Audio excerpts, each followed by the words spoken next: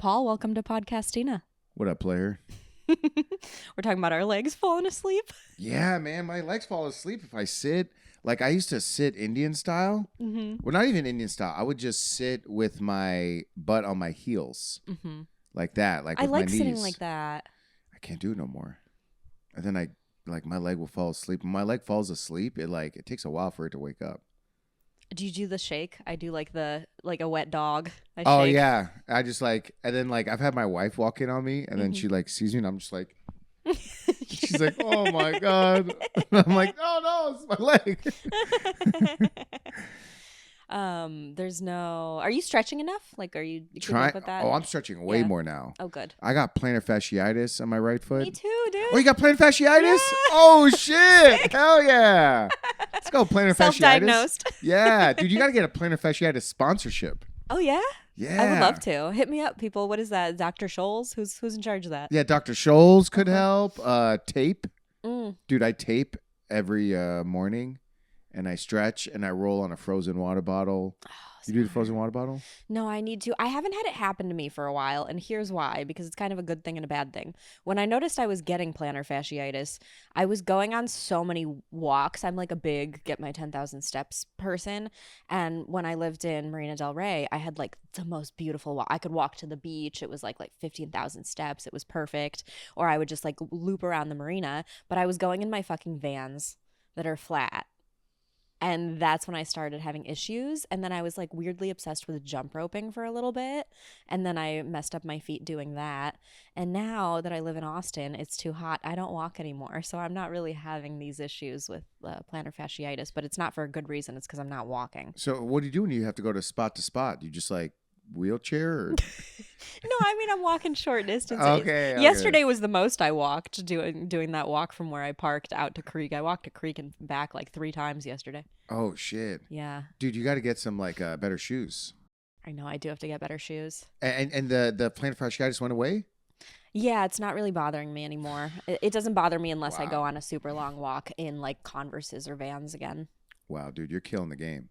I'm trying. My shit it's been like this for like 5 months. Oof. And it won't go away.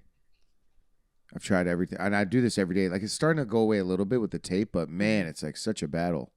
Are you doing yoga? Yeah, I'm doing yoga. Well, thing is, I'll do yoga and I'll wear like a foot splint. And if I skip one day, it goes back to the way it was. Oh, we're falling apart. We're falling apart. We were supposed to die, like 8 years ago. According to like old school. Yeah. Yeah, people live to like 30. Mm-hmm. And they were like, it's a long life. Yeah. That's why people are getting married so young. People get married at like 18, 19, maybe younger. Who knows? Yeah, player. At that point, that was a midlife crisis marriage. Yeah, bro. I miss those. I don't know. We're so lucky. We're so lucky. We play on level easy for sure. Yeah, man. We get to live long as hell. Also with peptides. We're going to live to be like 100. Are you doing it? Are you Yeah. on the peptides? Hell yeah, player. What do you know about them? Shit, a lot. I know a lot. My brother owns a company. Oh. Yeah. So you're in. I'm in. Yeah. He owns a company. He started. It's called Newform Health. My brother's a neurosurgeon. Oh, shit. Yeah. And then he was like, I'm going to do this instead. So now he does both. I would imagine well, I'm sure like peptides are so big right now. There's probably more money in that. Yeah. And they make a lot of them in Austin. Which ones are you on? Because I don't really know anything about them. I know like certain things are peptides, but I don't know about the like ordering them, doing them at home business. Yeah. It's so funny. People are like, what are peptides? And I was like, I'll tell you what they are. They're just protein chains. Yeah. They're amino acid chains. Yeah, I mean amino acids. Man, you know a lot of shit. I talk to a lot of like neuroscientists and doctors on this show. And so Really? I receive a lot of information, but unfortunately my brain kind of acts like a sieve sometimes. And I'll get like the vibe of an idea, but I won't be able to retain the informational details to pass it on. So, there's that like Maya Angelou quote of like, you'll forget what people said to you, but you'll remember how they make you feel. Oh, Michelangelo said that? Maya Angelou. Oh, Maya Angelou. Yeah. I was like, oh, the painter? The poet, but close. But that I bring up that quote because a lot of times I'll talk to someone way smarter than me on this show who's like a scientist, and they'll tell me things and I'll remember the vibe, but I won't remember the details of what they explained. So then I'll go and try to pass on what I learned from them, and I'll be like, well, I think it's this because of this, but then I won't be able to explain, and then I'll sound like a fool. But Yeah. you know just enough to where you can like. I where can people are like, pepper oh. in. I can pepper in some details. Like I know I've talked about peptides enough on this show with doctors to be like, oh, they're amino acid chains. They're the precursor to proteins. They're GLP-1s are peptides, and diabetes medications are peptides, things like that. That's about where my knowledge tops out, though. Where are you finding all these scientists? TikTok. Oh, and you just tell them to do my podcast and they just do it? I'll just reach out to people. Oh, sick. It's been great. Bro, you're booking. I've had some big ones. Oh, some big scientists? Mm-hmm. Are they like scientist influencers? Yeah. Oh, shit. Yeah, it's nice. Nice. Bro, that's a nice one. They all live in Austin, huh? Yeah, a lot of them. Well, I was talking to a lot of them in LA. I do a lot of like remote interviews if I have to. But I'm starting to tap into like the local market of experts and academics here so that I can have them in person too. Nice. Are you that way? Like when your brother explains things to you, are you retaining it? No. It's hard for us. When a lot of people explain stuff to me, I'm not retaining a lot of anything. Yeah, me neither. Like people will like talk to me and then I'm like, what? But then I'm like, it's too deep for me to be like, wait, what are you talking about?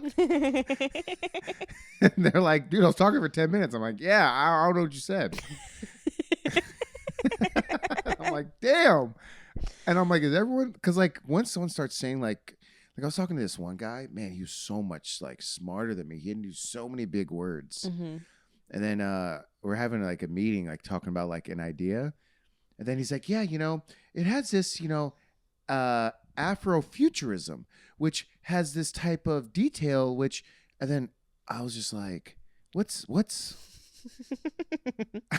what are you talking about? But he's like talking about like an idea. So I'm trying to not like when people say things, I'm trying to not be embarrassed and just be like, hey, time out. Sorry. What is Afrofuturism? Yeah. Oh, that's great you're doing that. And I'm then, too egotistical. I'm just letting it go over my head and be like, yeah, because I don't want people to think I don't know shit. Yeah. But then I'm realizing, I'm like, you know what? If I don't know something and they judge me, I'm like, listen, bro, sorry, man. I don't know what they ought to know that Afroculturalism or whatever word you said, like that's not just in the lexicon. Yeah, they're like, yeah, Afrofuturism. And then I yeah. thought that's like, like future black people. It sounds like it. Is it not? It turns out it is like the Black Panther. That's Afrofuturism. Okay, it's not the future of afros. No, not future of afros. It's like, it's like black people future. Sci-fi for black people. Sci-fi for black people. We nailed it. Black-fi. It's like Medea goes to somewhere in the future. To Saturn or whatever. Yeah, Medea goes to Saturn. I'm gonna audition for that. You should. I'd do a Tubi movie right now. Yeah. Tubi. Yeah, man. What are you looking forward to right now? What am I looking forward to? Man, a lot. I think I'm looking forward to, I'm like writing a lot. I'm writing some like TV shows and movies. Like I'm basically like just really taking creativity in my own hands. So I'm really looking forward to like making stuff. So I've been thinking a lot about that. And, maybe being a dad at some point. Oh, yeah? Oh, that's so exciting. Yeah. Yeah, it's time. Have you always known you want to be a dad? No. I think it was always like a thought. I think we always have that thought of like motherhood and fatherhood. And then we're very obsessed with our careers. Yeah. And we're like, man, our career's our child. And I think a lot of people kind of take that route where like what they do is their work. And like I look at my parents, I'm like, man, they were really so selfless. They're like, my kids are my life.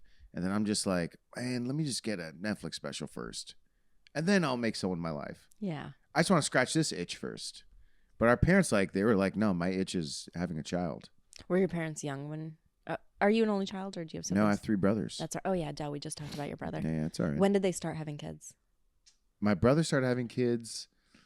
My brother Chris started having kids in 2020, his first kid. And he is almost 40 now. So he was 33 when he had his first kid. Did becoming an uncle have anything to do with it? Because for me, my switch kind of got flipped when I became an aunt. Man, I love my nieces and nephews. And yeah, I think it's like everything will be like a little more encouraging. Like even seeing someone have a baby in a stroller, and it's just like so adorable to me. But then also like hearing a baby cry on a plane would just the most annoying thing ever. Yeah, It makes me hate kids. I know. I'm a nanny. Like for my day job, I do nanny work and babysitting part time, and it's somehow I still want kids, even though I understand so deeply what it means to be around. And I like watch small children, like all the kids I babysit are basically 2 and under. And so I understand the full scope of like exactly how much work that is. And it scares the shit out of me. You need help. Like just having the parents and not having either immediate family around that's going to help, or like having resources to have full-time help. Like I cannot imagine not having that and having kids. Yeah, because like our parents didn't like, I don't know how much help my parents got, but like I got a homie, he has 1 kid, and I was his wife, me, and like a few other people were hanging out, and she was doing like a couple weeks, and then another friend of mine's wife was like, "Oh, you got to get an au pair. It's the best." I'm like, "For 1 kid?" I'm like, "You at home? You need an au pair for 1 kid?" It's that, yeah. 1 kid they're terrorists. Kids are terrorists. Oh, yeah. I don't, but it's like, Even my sweet kids that I watch are still like they need so much when they're little. And I almost would say like that it's easier when they're small babies, but when they start walking, they become suicidal. And you cannot take your eyes, like you don't get to go to the bathroom without taking the kid. Like you cannot take your eyes off of them when they're like walking age, which is usually like around 1, probably up to like 3, 4, maybe later. They just like, you can't take your eyes off of them. well, let's say they're like 2. Mm-hmm. You can put them in a crib and then go use the bathroom and then come back, right? Yeah, but they're going to be screaming the whole time. That's fine. Just, yeah, let them scream. You can let them scream. I think traumatized myself because I was reading all these psychology books for like a while, and a lot of them were about, like I read this great book by Dr. Bruce Perry called The Boy Who Was Raised as a Wolf. And it was about like child neglect and when kids become serial killers, because if you like let them cry for too long, there's like a sweet spot of how much you should let a child cry, because they need to learn self-soothing. But if you let them cry too much, they build the narrative in their heads. Like their brains are forming so fast when they're little. 0 through 7 is the most formative time for their personality. And if you let them cry and scream too much, they go, oh, the world doesn't care about me. And it could develop a sociopathic or a psychotic brain. Damn. Yeah. So basically, I have to be like, if my child's crying, I have to be like, oh, I don't want to raise a murderer. So let me just pat him on the back. Yeah, there's a certain level.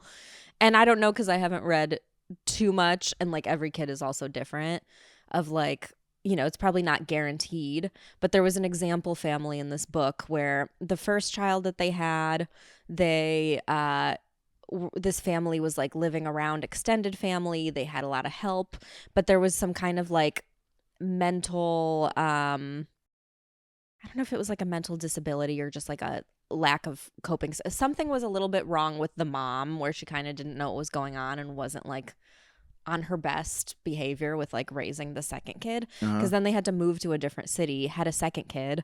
She like couldn't deal with the second kid, would just like leave the second kid at home alone and take the first kid to the park and stuff. And the first kid grew up fine, and the second kid grew up to be a serial killer. The one that she took to the park. No, the one that she left at home alone. Oh, the one that she left at home alone. Yeah. Then now he's a serial killer. Yeah. Grow up, dude. I know. Grow the fuck up, man. What, even a serial killer? What, just because you left at home? Because you didn't go to the park? Yeah. It's hot anyway. It's hot as hell outside. Swing is broken. You don't even want to go. You don't want to go, bro. Like, stay in the AC. it should be the other way around. Yeah. You know? Yeah, I just I fear that I'm gonna, because I've been talking about this a lot lately. I fear having a kid raised with privilege. Mm-hmm. I fear having a rich kid. Like, I want my kid to be poor, Yeah. or I want him to think we're poor. So, like, if I do get like a large house, or even if I were to just get a house, I would probably save my money before getting like a mansion or something bigger when my kids are like older. I don't want them to like be 3 years old living in like seeing furniture no one uses. Yeah. I think it's just gonna make them like hate me. I feel like if you have a big house and they're small, you could just do the Harry Potter treatment and put them under the stairs. Oh, put them on the stairs. Yeah. But under the stairs is lit, bro. On the stairs is cool as hell. It's like You a got clubhouse. yeah, but I make it so cool. Put like a little lamp in there. My brother created a little sanctuary for his kids under the stairs in the basement. Oh, funny. Yeah. But the thing is, he has like a little mailbox for them. Mm-hmm. And like, man, my brother, he shows his kids like such a great life. And it's like so sweet. But then my parents, like, I never got action figures as a kid. So instead of playing with action figures, I'd play with empty bottles of shampoo and conditioner. And like I would do like wrestling with them. Oh, fun. You know what I mean? That's It'd so be good like, for your imagination, though. yeah, it'd be like Pantene Pro V versus like Suave. And like I make them fight each other. And that was like my action figures. Because my mom's like, no, action figures are a waste of money. And she's like, you're just going to break them anyway. You know? So then I would like steal action figures from other friends. Or I'd borrow them. Like, hey, can I borrow your action figures? Yeah. And then I would like use those. Like there was like a Hulk Hogan one. You know? This is before it turns out he was racist. Yeah. Were you guys... You were born in America, yeah? I was. But your parents were not, so you're first gen. First generation. Nice. Well, they did you a solid giving you guys normal names. Yeah. Well, American names. Biblical names. Yeah. That was intentional, huh? Yeah. Biblical. But I mean, there was always a part of me where I just wanted a more like authentic ethnic name. You did? Yeah. Now, later on in life. But I'm proud of my name, proud of my identity. You know, like I had my name in Arabic, like in the Middle East, they'll say Bulos. Because there's no P in Arabic. Mm-hmm. So they'd say Bulos. It's interesting. It's always like a grass is greener situation because I had a tough time having an ethnic name. Galina. Yeah. Is that how you pronounce it? Well, it's like in Russian, I just only have ever been called Galia, which is like the short of it. Galia? Mm-hmm. Galia. Yeah, it's tough that like ly sound only exists in Russian, so people can never quite get it right. Like you're close, but you're not quite getting Can I it. hear it one more time? Galia, Gala. close, but if you listen, there's like a la. It's like a Y and an L had a baby. Galia, Gaia. close, Gaila. but you're saying Galia. So it's not Galia. No, it's That's- Galia. Galia. Close. Galia. Yeah, close enough. I'm still not getting it. It's such like a thing where if you don't know how to form your tongue that way as a kid, with certain languages, it's like good fucking luck picking it up as an adult. Like we're just not cut out for learning new sounds as an adult. It's really hard. Galia. Yeah, it sounds like it. It's still not there. Yeah, it's still not Because there. you're, yeah. But Damn. very, very close, yeah. But so it is technically like Galina, but nobody calls me that because it's so formal. Galina. Yeah, nobody really calls me that in Russian. Galina. Yeah, I was always just like Galia. Next time you do a show, you should just be like, you should be like Galia, but say it like that. Yeah. It's like, your next comic coming to the stage, guys, has an awesome podcast. Keep it going for Galia. I could do that if it was like a Russian speaking host or something but then it would just like have to be it would have to be like a show catered to my people, I think. Do you speak how many languages do you speak? Just Russian. I don't know Sick. Ukrainian, yeah. Zdravstvуй. Nice. But I always used to, because I got made fun of so much for my name growing up. So I like hated that I didn't have a name where I could assimilate easier. And it's interesting that you're like, I wish I had a more foreign name. Yeah, people in America, they look at something they don't understand as weird Mm-hmm. and strange. That's why it's like, man, a part of me is like, man, if I grew up in Iraq around a bunch of like Assyrians, Mm-hmm. I probably have like a different outlook on things. Because also my community is very small. Like the Chaldean Assyrian community Mm-hmm. is very small. And What creates the distinction? Is it like where you guys are from? it's religion. Mm. Yeah, it's religion. Like Chaldean Assyrians they're essentially just Catholic Assyrians Oh, interesting. because it's the Chaldean church. But that became our identity Mm-hmm. because a lot of Chaldeans, they don't acknowledge they're Assyrian. They like kind of abandon that. It's like, imagine if people from Dagestan, they're like, no, we're not Russian, we're Dagestani. Mm-hmm. Like that's that we're not that. That's kind of like how Chaldeans are. Was there a big community, or like how did you guys end up in Michigan? Was there some like extended family or? Yeah, it was literally like one family moved to Michigan Mm-hmm. and then all these other families started to move and then they all just started to help each other. And then now they contribute, I think, close to like $20 billion a year Wow, into the economy in Michigan. incredible. Yeah. Yeah, Chaldean community. If you ever go to Detroit, have you performed in Detroit yet? Mm-mm. Yeah, you go to Detroit, you'll see a lot of them. They're all over. San Diego, there's a big population. Arizona, there's like pockets Mm-hmm. of Assyrians that identify as Chaldean, Yeah. you know? All of and there's like 5 or 6 major cities in America. It's funny how that happens too, because we ended up in Cleveland because we'd had some extended family, and then we get there and there's a ton of different like Ukrainian Jews, Russian Jews, like people coming over, and it was this huge sweep, kind of like late '80s, early '90s when everybody came over all at the same time, Mm-hmm. and a bunch ended up in Cleveland. And they're all business oriented, right? They're pretty business oriented. They're like engineering oriented. That's kind of the like quintessential, the way that it's like, oh, Indians become doctors, like Russians become engineers. Ah, yeah. Yeah, that's our thing. Bro, I never got like the business savviness Yeah. from my people. Like I'm a bad businessman. There was zero business savviness in my family specifically, but I saw it around family friends. Ah. I don't have like, I'm the first entrepreneur in my family. Oh shit. Mm-hmm. And it is trial by fire, let me fucking tell you. Player. Yeah. Bro, I'll try to like save money and like I end up like just spending more. Like I keep fucking up. Did I tell you what happened with my key? I heard a little bit of from Ian, but please tell me what happened. Bro, man. Dude, I wanted to treat myself, so I rented a Hyundai Elantra. That's your idea of a treat car. You're so Yeah, I was humble. like, yeah, let me flex on these players. You know what I mean? It's Thought you were blue. about to be like, I got a Benz. Yeah, you know, I got a little Hyundai. Got a Hyundai. I got a Hyundai Elantra, as I say it in Russian. And you know why? Elantra. So I got this Hyundai, and I lost the key fob, and I messaged the host. I was like, "Hey man, so I lost the key fob," and then he was like, he sent me a message back, and he goes, "Well, that's fine." He dropped off a key to me. He dropped off the spare key to me, and the guy was sweet, man. He was like, "Hey, I'm with my daughter right now," and bro, he was great. He's a black dude that wore khakis. Mm-hmm. So he's just like a sweet man. Wait, is this like Turbo or is this an app or something? You Turo. like rented it from a guy. Yeah, rented it from Turo.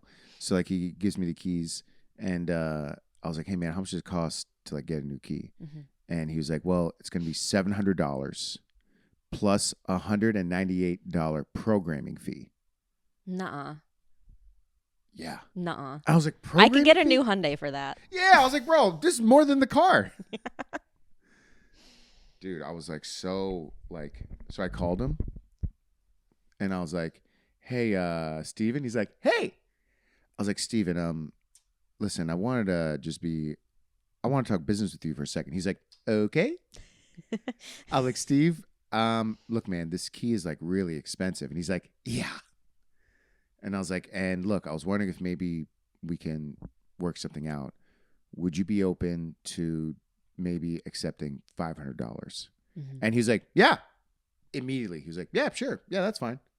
And then I was like, "Fuck." Oh, so he was ripping you off. Ripping me off. Completely. He was trying to make money on this key. But still, I was like, you know what, man? It's good. He was like, "I called the dealership. It's going to be like this much money, $900 So I was like, man, let me just take this L. So I gave him $500. And like I started to like unpack what happened to me.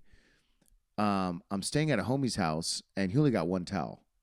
Oh no. So I went to the gym and I was like, let me steal a towel for my friend.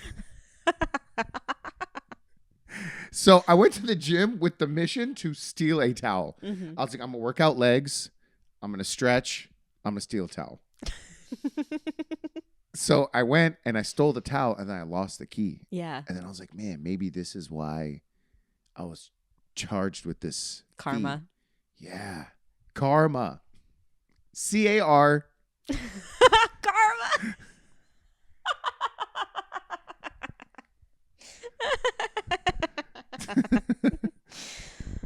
Is that Hyundai vibes for you? Yeah, Damn. man. If he was willing to accept $500, that means the key was like $300.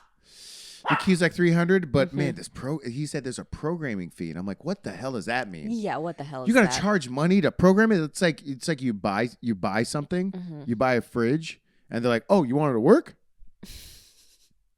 That's everything these days. Shit. Yeah. That kind of makes me happy that I just go through like companies where they'll just have like CarMax or something where it's like there's an insurance. I'll pay like the $20 insurance and then it would have covered the key.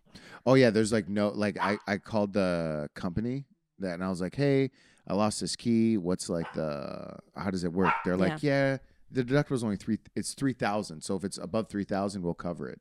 So you cover everything up to 3,000. So really, it's only like unless the car like rolls over. Yeah. But like random shit like this will like happen. Like you'll do a show, and especially when I first started like touring, man, I would like try to save money, and I would like stay at like a really cheap hotel, and then it's like bro, I'll stay at like I don't know if they're called like a La Quinta. Oh, yes, I've been at a La Quinta. I'd stay at a La Quinta, And then I'm like, bro, there's like blood on the sheets. The carpet smells awful, disgusting. And I would be like, I'm just doing it to save $100. And then my peace of mind, and then I'm like, damn, I should have just spent the extra $100. And then like I'll leave the La Quinta and then get a normal hotel, but it's like I don't get it all refunded, and then I lose money. So I'm like, man, like there's so many cases where it's just trial and error, just losing money on the road, doing random shit. I don't know. That definitely stresses me out because I too usually book stuff with like price in mind first, and then inconvenience. It's like, well, I'll figure it out when I get there, and sometimes it ends up costing you more money. Yeah, that's why I'm just like now I'm like, bro, I need to be comfortable. Have you figured out a system now that you've been doing it for a bit? Yeah. So I will I'm telling you, points is there's so many ways to save money. You can stay in a bunch of places for free. Also, I'll hit up a hotel around the area and I'll be like, hey, you want to do like an influencer collab? Oh, yeah. And so many like hotels are like trying to do that now. Oh, nice. That's smart. They're so down. They're like, yeah, like will you post about us? And if they see like a blue check mark, they'll see like some legitimacy and they'll see some followers. They're like, yeah, let's do it. So I'm like, yeah, man, let me just do a little video and give their staff free tickets and get a free stay. Fantastic. Yeah. So I'm like, bro, I'll do that.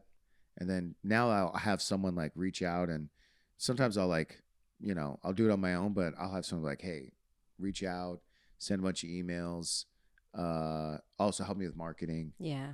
Yeah, all that. Was there anything that your parents did that is like super foreigner of them that you didn't realize until you like grew up and looked back on it? Yeah, they would like pack food when they would go out. To restaurants? No, not like bring food to the restaurant and just eat it. I'm like, we're here for water. My family's like snuck booze into restaurants, so I wouldn't put it past anybody. How? Like under the table shit. Like small, like in a flask? Totally. Yeah, they'll sneak booze into a restaurant. And then what? Like they're not looking, then pour it into the... Oh. Wow. Yeah. And you saw this as a kid? Mm-hmm. You turned out all right. Did I? Didn't like traumatize you? No. Like you weren't like the kid that didn't go to the park. No, it's like I had my weird things foreigner wise. It was like I went to a town or I went to school in a town that was like super about all the trends. Like everybody, I remember everybody had a North Face and everybody had Birkenstocks, and there were like certain things that were like label things that people got really obsessed about within the social circles I grew up with, and I was never able to have the label stuff. Like I had to have like the Costco knockoff of everything. So I remember Uh, feeling really insecure about that stuff when I was a kid. yeah, I felt insecure about that too. Also, my neighborhood, everyone had knockoff stuff, so I felt like Mm, less insecure about it. yeah. And like we were the only people in the neighborhood that my mom got us a PlayStation 2, and we were the only family in the neighborhood with a PlayStation 2. Mm. So everybody was like at our house, and they would watch us play PlayStation. They'd sit in the back porch and watch. Wow. We were like the first Twitch. It was real life Twitch. Yeah. Yeah, my mom. My mom, in order to like save money, my mom would like we go to like buffets because you grew up humble, I'd say, yeah.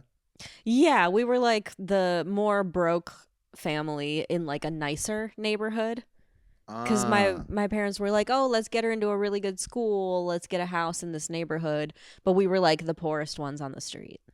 yeah, we were kind of opposite. We were in a poor neighborhood, but we Mhm. had the most money in the poor neighborhood. Mhm. But a lot of money is like making like $2,000 a month. Right. That was like a lot because like rent was like 900 for a 3 bedroom Mhm. in this like low income area. But my mom spent most of the money on like our education. Yeah. So my mom would take us to like a Chinese buffet, and it was $5 all you can eat.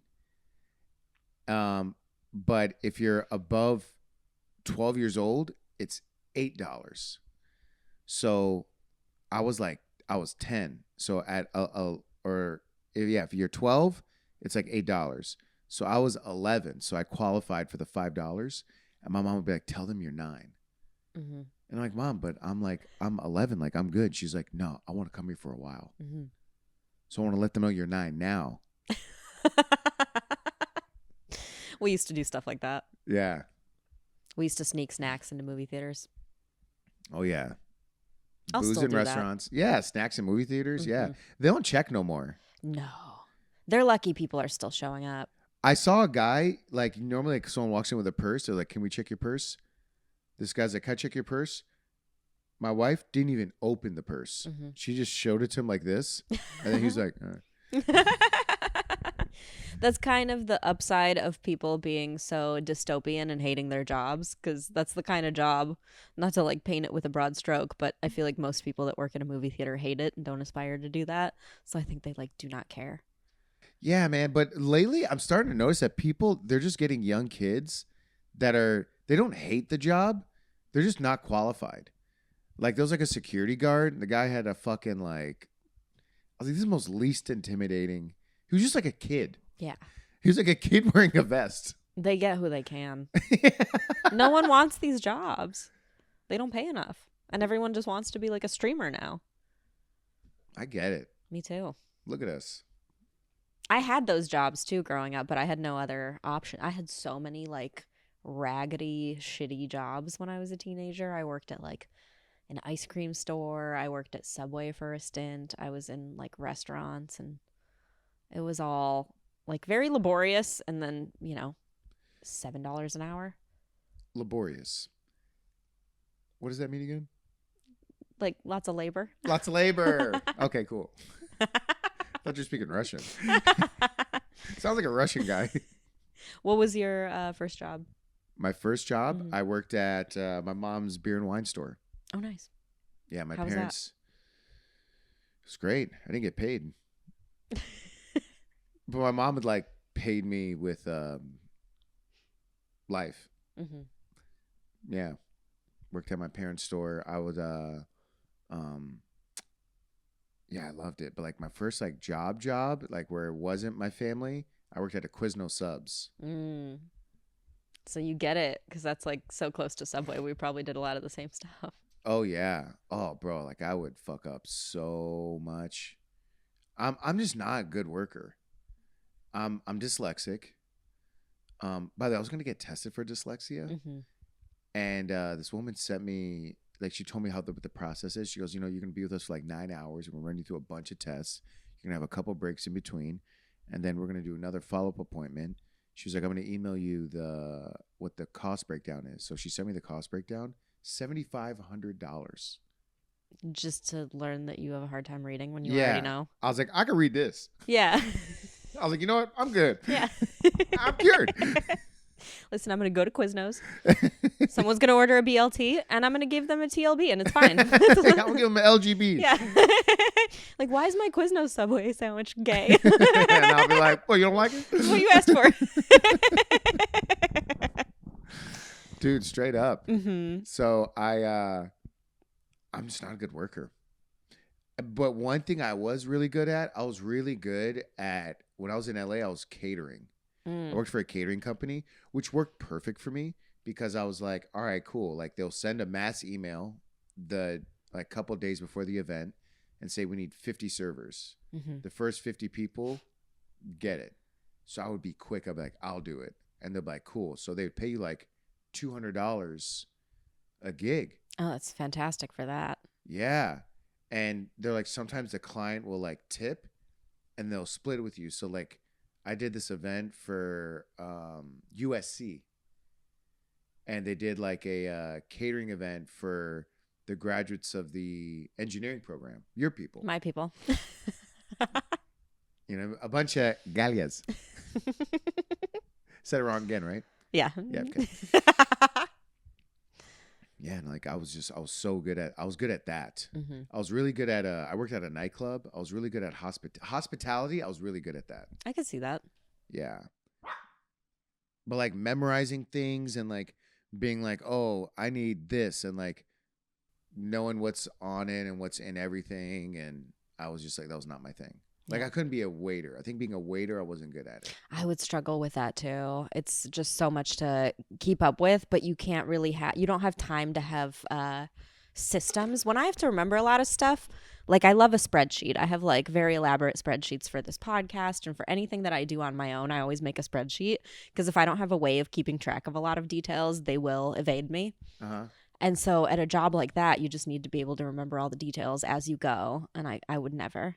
I'd be like, this table asked for ketchup a year ago and I still haven't brought it. Yeah. You ever go to a restaurant and a big group is ordering and the waiter's not writing anything down? So stressful. That stresses me out so bad. I get secondhand anxiety. Mm-hmm. There's like that. Yeah. I'm like, they're like, what would you have? You're like, oh, let me get the chicken parmesan. But by the way, instead of salad, can I get mashed potatoes?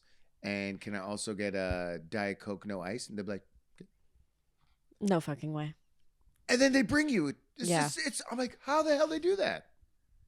I'm so impressed. That is very impressive. Yeah, bro. Like when I see them not writing it down, I'm like, what a flex. I'm like, dude, just write it down. I'm like, bring your big ass iPad calculator and just put it in there. Yeah. I do feel like it's an ego move to not write it down. Yeah. Also, they don't even take they bring the cash register to you. Right. Now they do. Yeah, the big ass iPad thing. Yeah, bro. Do you how do you feel about tipping culture now that it's like kind of everywhere? I'll tip if I get good service. And like as an example, if I go to a coffee shop and they're like $5, $6, usually I won't tip.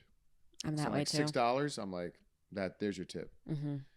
But if it's like $4, like in New York, I tip all the time. Mm-hmm. Coffee's like $3, very reasonably priced. I'm like $1 every time. In LA, I'm like, it's too much.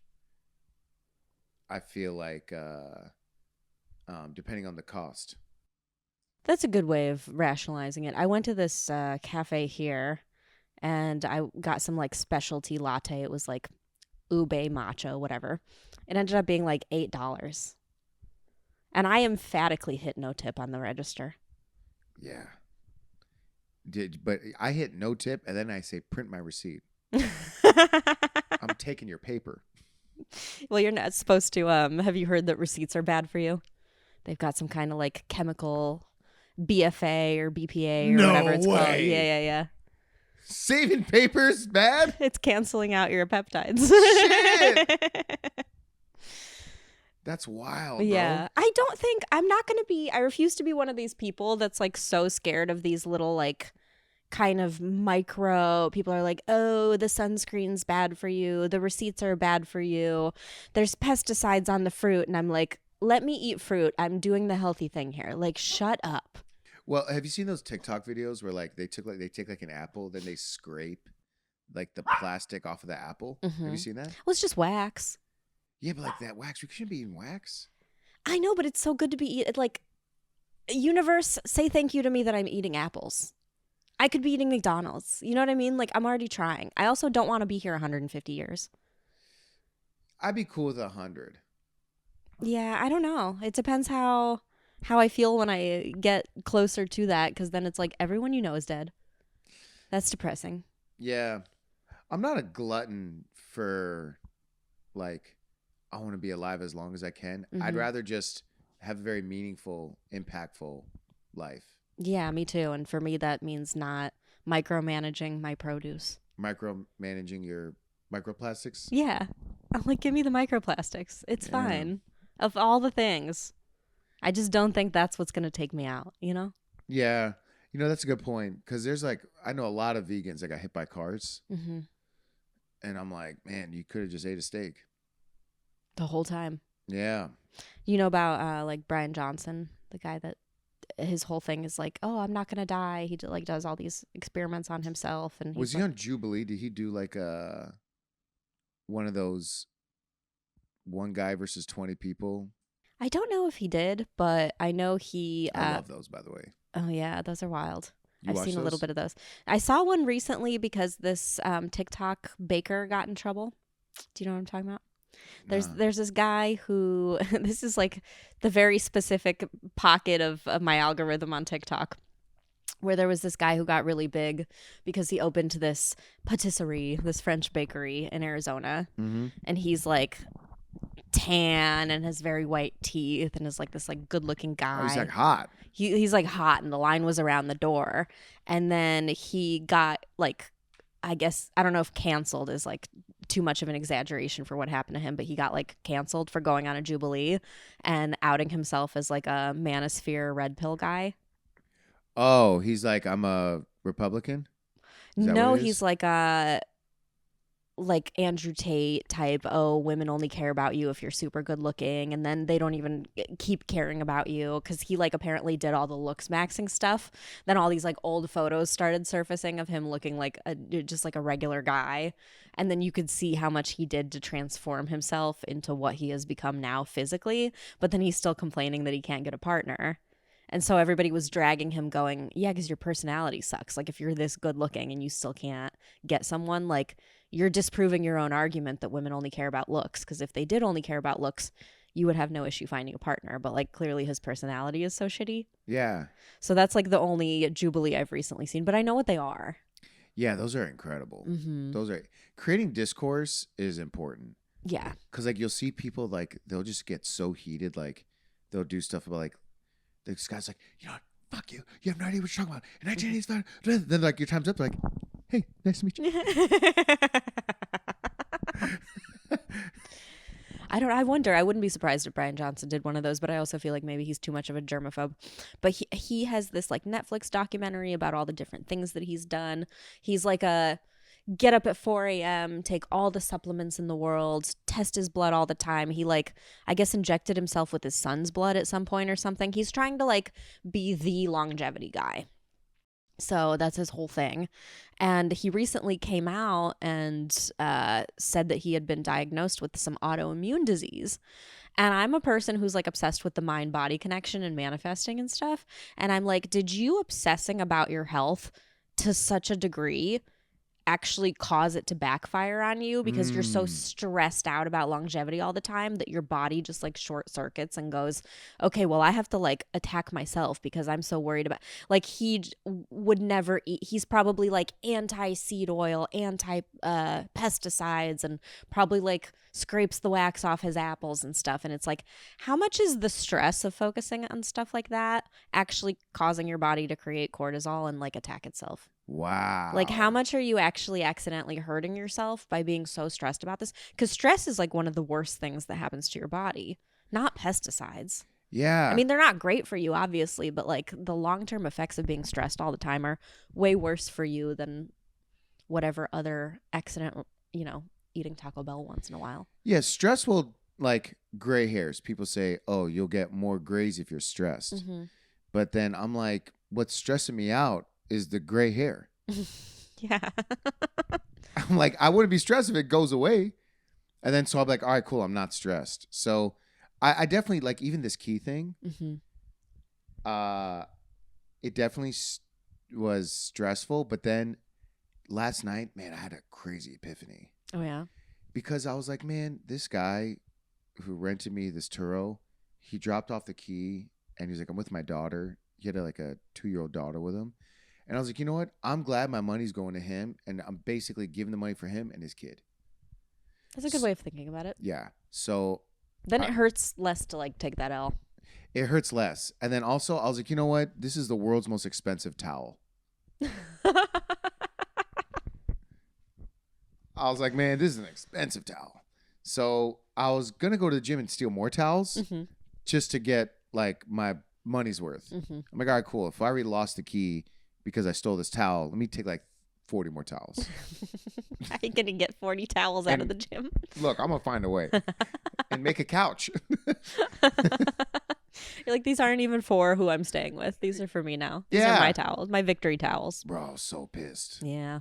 Like when I lost it, I went to the gym and I was looking all over. I went to every machine and I was looking around. Mm-hmm. And then as I'm doing it, I just kept feeling this feeling of stress and anxiety.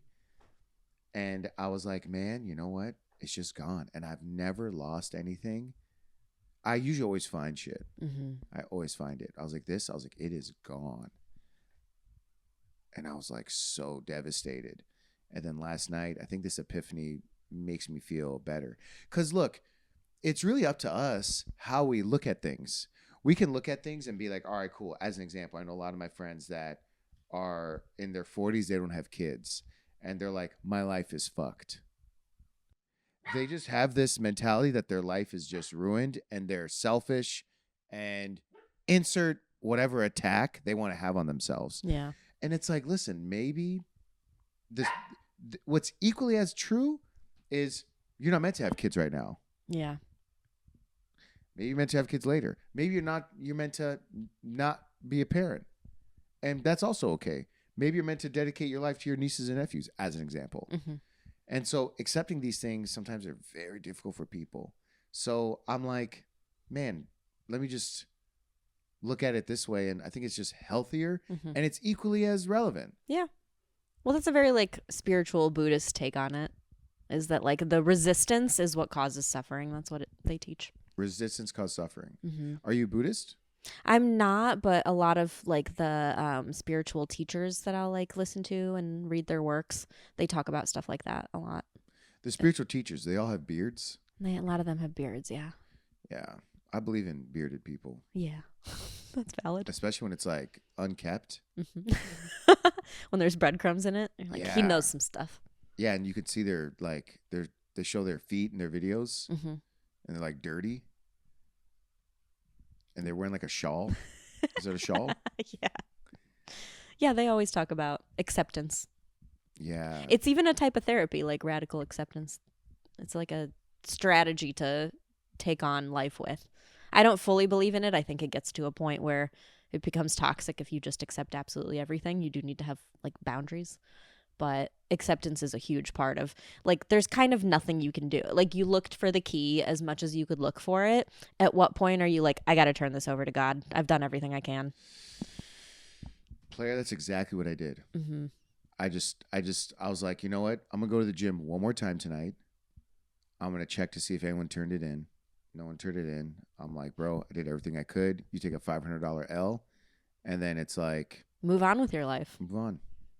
The term that I came up with is life tax. What's that?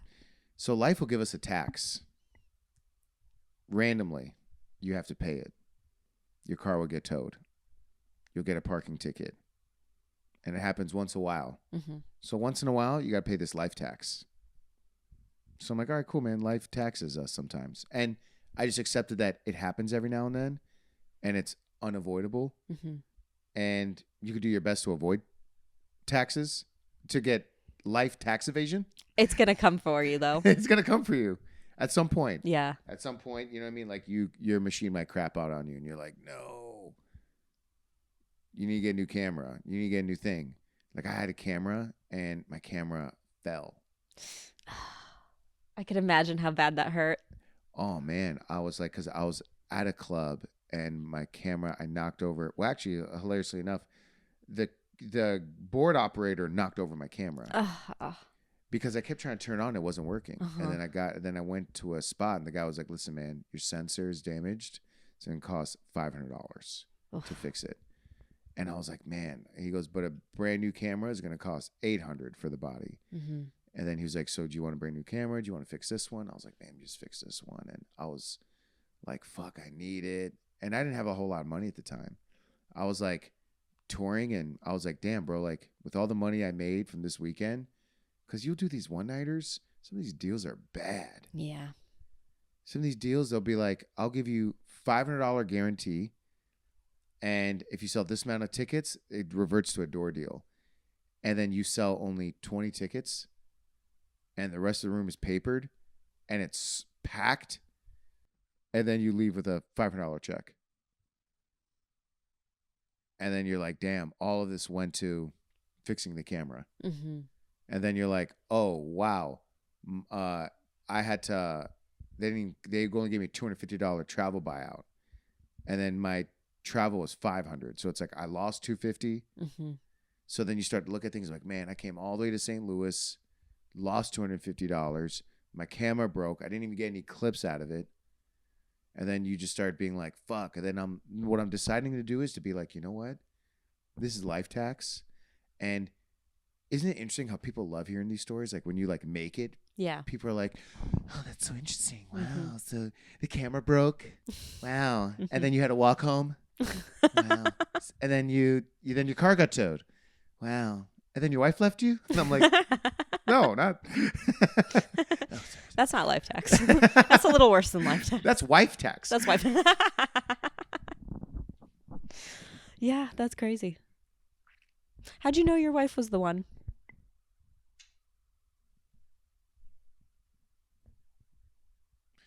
Don't take too long to answer this. Well, because there was a few moments. Yeah. And I was trying to decide which one to mention. Good save, good save. No, dude, honestly, when I first looked at her Instagram page. Oh, interesting. So, and I told her this story. So she liked 5 of my videos in a row. And, you know, like you could see the thumbnail. You could probably tell if someone's hot by the thumbnail. Yeah. And sometimes you're wrong. Mm-hmm. Sometimes I'm like, she's hot. And I'm like, this is a guy. But I was like, oh, it's a leg. And then I'm like, oh, I thought it was like a woman. Mm-hmm. Or sometimes I'm like, oh, that's actually a tree. Gotta get your eyes checked. Yeah, I gotta get my eyes checked. I'm like, man, this girl bad. Oh, it's a bush. Still bad though. Yeah. Like, oh, what a bush. Hey, shit, what that? She got that do? 1970s thing going. Yeah. We're talking about different bushes. Yeah, I'm like photosynthesis, girl. I start hollering at this landscape. Or like, yeah, like there's I'll fall for AI sometimes. Like early on, like there'll be like an AI photo of a girl, and then I'll be like, oh man, she's beautiful. Then I'm like, no, she's art. Mm-hmm. But then I'll like click the photo, and then I'll see people commenting like, you're beautiful, and I kind of want to tell them like, bro, stop. Yeah. You know, but then I'm like, man, let It's them. sad to me when people can't tell. Yeah, bro, people are getting scammed like crazy. Oh, I bet. Bro, I have so many like. Bro, I'll get a lot of accounts like hitting me up like, hey, I noticed that you follow X, blah, blah, blah. Like, can you tell me this is a real account? And I'm like, no, it's fake. Of course it's fake, you know? But then, yeah, I've had my fair share of fake accounts. But so she was a real account. So I looked at my wife, I saw it, and I looked at her page, and I was like, man, she's very beautiful. And then I saw like videos and photos with her and her family. And I said a prayer. I was like, God, if this woman is meant for me, let it be so. Mm-hmm. Because I was really in the place in my life where I was actively looking for like a partner. I wasn't looking for someone to just like hook up with. I wanted a partner, and I made that intention. And I said like a little prayer before I slid into her DMs. Mm-hmm.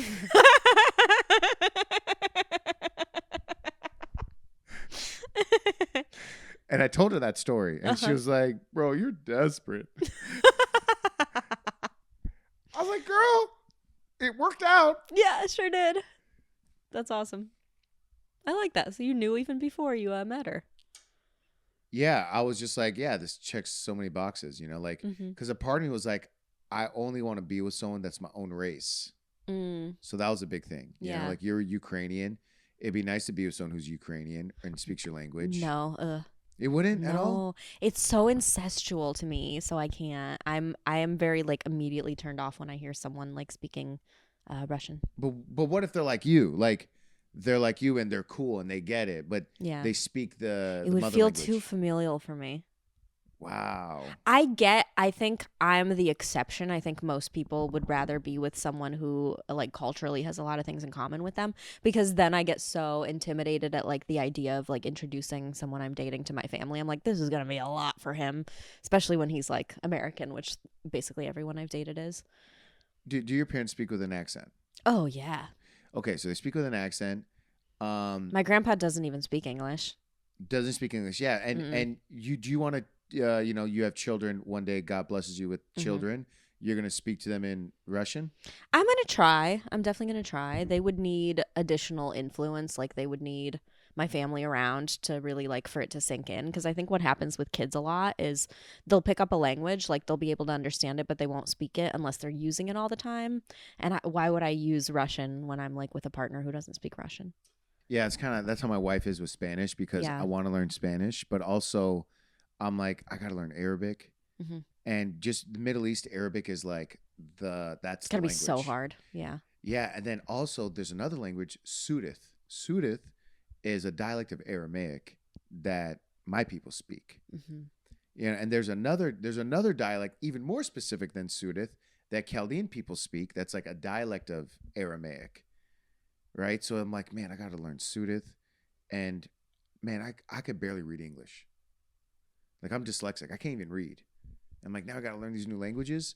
So I'm like, I feel like so overwhelmed with like how much I need to learn. But Yeah. then I'm like, man, I wish they taught me Yeah. my language. So then a part of me was like, I should be with a partner that's like the same race as me, Hmm. the same religion as me. And then I was like, I looked at my wife, she's Venezuelan. I was like, man, close enough. Whatever, player. Yeah. Well, at least you have the commonalities of being like first gen, and there's that. There's things, it's almost like a mental language where kids of immigrants have it, and people whose families have been in the States for a long time, they don't have it. They don't understand what it's like to assimilate and to exist in kind of like a bicultural identity where you're like, okay, I have these traditions that I came up with that I relate to, and like only this group of people understands this part of me. But then you're so Americanized because you grew up here and you like came up with MTV and Nickelodeon and all this other shit that it's like Monty, you exist in these two spaces, and I think it is nice to have someone who understands that. Do you know about the salad bowl melting pot theory? No, I don't. What is this? Monty! So, my buddy actually said this on. He was lucky enough to get in like be in the audience in Oprah, and he brought this up to her. Cool. What is it?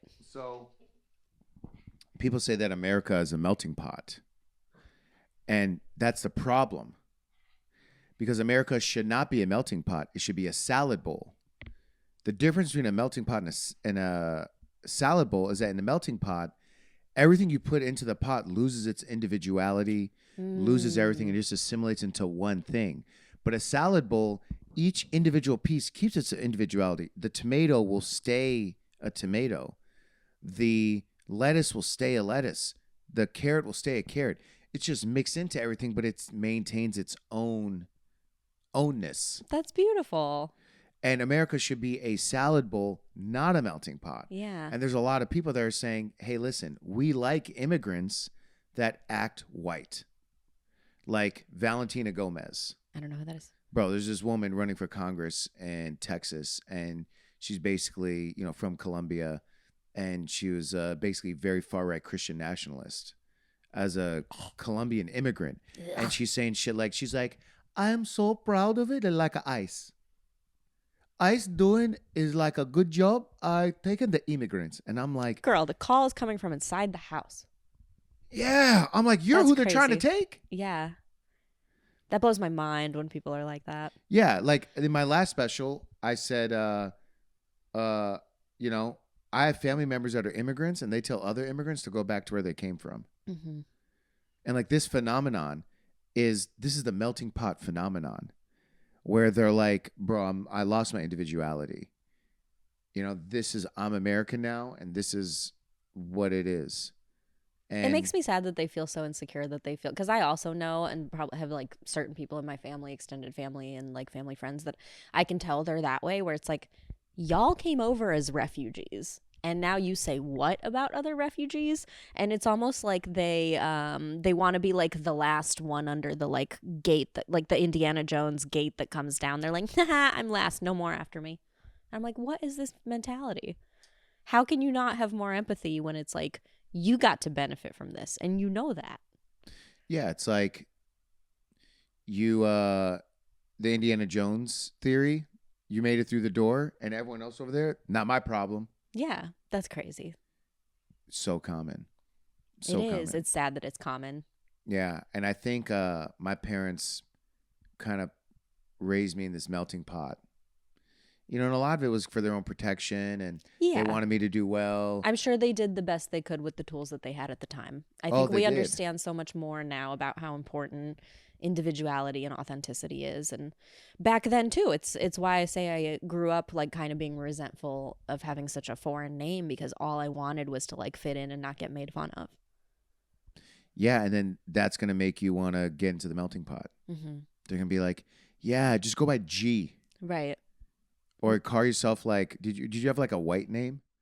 I didn't have a white name, but I had like girls in my friend group. Like there was a girl who had the exact same background as me, like Russian Jew, but her name was Julia. And it's like, Julia's a very American name. There's like Russian names that are pretty American. And I'm like, damn, why couldn't I have had a name like that? That would have made my life so much easier. But now looking back at it as an adult, I'm like, thank God I got made fun of, because it like forced me to develop a sharp tongue and be funny and hold my own. Like I was like roast battling kids in 5th grade.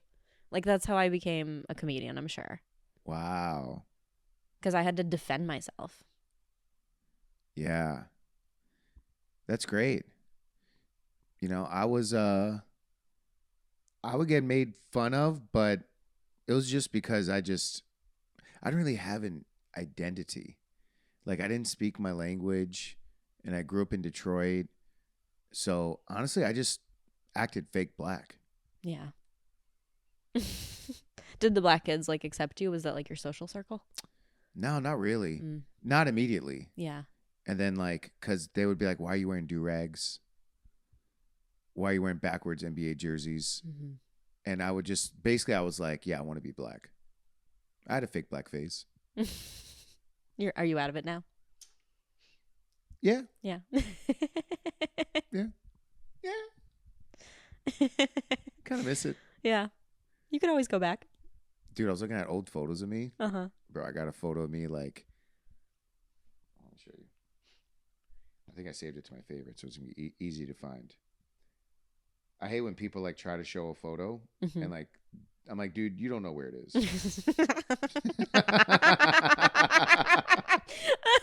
I'm like, you don't know where this photo is, bro. Stop. How long will you give someone before you're like, I don't need to see the photo? I understand the context. Usually I would give it probably like a minute. Yeah. Okay. Clock's running, Paul. Yeah. Then I tell them to stop. Well, what am I at right now? I think it's been about 20 seconds. 20 seconds? Okay. Let me see.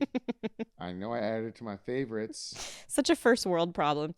Oh, this fucking asshole said they would show me a photo. I haven't returned my calls. They haven't texted me back. I'm waiting. I'm waiting. Oh, you know what? It's so easy. I'm just going to go to my archives right over here. This is where AI is nice because I will just be able to like search in my photos now. If I'm like, oh, here's, if I don't have my license plate pulled up right away, I can just search license plate and it'll pull it up. Yeah. That's what I do too. The search function, right? Mm-hmm. Oh, here we go. Detroit. It took me a second to even spot you. That's so funny. Yeah, guess which one's me? The pale one. Player. I was like, Oh my God. Yeah, dude. But it looks like they accepted you. They did. Yeah, they took a photo with you. Yeah, when you say like, yeah, it was great. Those were like my best friends. Yeah. Well, that's good. It's another thing that I think like foreign kids do. Or it's either you try to be like the popular kid or you just like steer into the skid a little bit more. And like I was one of those like MySpace goth kids. What? Like, remember the MySpace goth kids? I don't remember the goth version. Oh, well, like I was like one of these like emo, my hair was like bleach blonde on top and black on the bottom. I had all these like facial piercings, like lip piercing, septum piercing, all that stuff. Because I was like, they're already making fun of me. Let me go hang out with like the hardcore kids from other cities. Like as soon as I got my driver's license, I started hanging out in different suburbs with the more like alty MySpace kids because that was like where I felt accepted because I really never felt accepted like in the community that I grew up in. Damn. Yeah.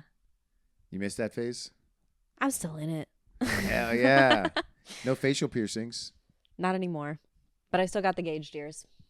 Sick. I put those back in a few years ago. You held on to some of it. I held on to some. I was out of it for a while. Like I completely disregarded that part of me for like probably a decade. And then I came back to it. And then I was like, I feel so much more like I'm who I am now. Was it Cartier? Guard Amazon. Yeah. Oh, Amazon? All right. Yeah. Totally. Hell yeah, player. Do you have a piece of relationship advice that you really like that you've learned from your marriage? Piece of relationship advice? Yeah, I mean, the most common one is don't go to bed mad at your partner. Yeah. You got to figure it out.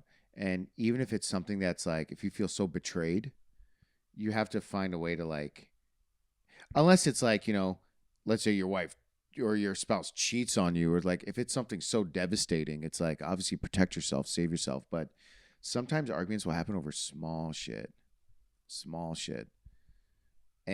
But that small shit brings up a bigger issue. Mm-hmm. So you got to best relationship advice is don't go to bed mad. I like that a lot. It almost comes back to your life tax thing where it's like, you're gonna have relationship tax, like you're gonna have things that you have disagreements of and you gotta just like roll with it. I used to like something small is like it'll be like it's actually hilarious. All right, so I don't like holding purses. I love this already. I just don't like to hold a purse. Sure. And so sometimes my wife will be like, hey, can you hold my purse? And if I'm just standing somewhere and holding it, I will. But then if it's like I'm holding it, like let's say she's about to change into like, let's say she's at a clothing store, she's about to change. She goes, hold my purse. I'm just holding her purse. Sometimes I hold purses like this. This is the way I hold it. You trying to have fun with it? Yeah, but then there's people looking at me and they're like, oh man, this guy's holding a purse. And there's something that's like demasculating about it that I just am just going to be so stubborn about. So I'd be like, look, as much as I can, if I can avoid holding a purse, I'll do it. Mm-hmm. So I told my wife one day, I was like, hey, look, I love you, babe. I love you so much. But if there's a way I can avoid holding a purse, like, if you can just put it down somewhere, do that. I just don't want to hold a purse. And I totally get it. It's like, bro, maybe it's homophobic. Whatever it is. I'm just like, I just don't like holding purses in public. It was just something that I don't know why I just get so irked by it. It's like an ick of mine. Mm-hmm. And one time my wife was like, "Oh, can you hold my purse?" And I held the purse and I put it on there was a table right there, and I was like, "You clearly could put it on the table." So I put it on the table, and then I was like, "Babe, you didn't. You could have just put it on the table." And it kind of created like this rift between us. And man, we were like, it got like pretty heated over something so small. Mm-hmm. And then I realized, I was like, you know what? I got to acknowledge my shit. And I was like, listen, for whatever reason, I'm feeling like this purse, holding a purse, is emasculating me, is my own shit, and I shouldn't put it on you. Mm-hmm. I shouldn't make you feel a type of way because you're genuinely asking me for help. Yeah. You're not asking, and thing is, I shouldn't feel emasculated for help. I should be like, this is actually in service of her. Mm-hmm. So this should trump whatever feelings I have. And it took a while for me to get to this conclusion. But right when I got there, I said it immediately. But there's a part of me where an old version of me would hold that realization hostage because I don't want to give it to them. Yeah. I wouldn't want to give it to them. I'd be like, no, man, I'm not gonna. That's a lower vibe version of you, though. Yes. Yeah. I'm glad you came away with that recognition. Yeah. That's a good one. Also, next time, just switch it up on her. Be like, can you hold this kettlebell? Yeah.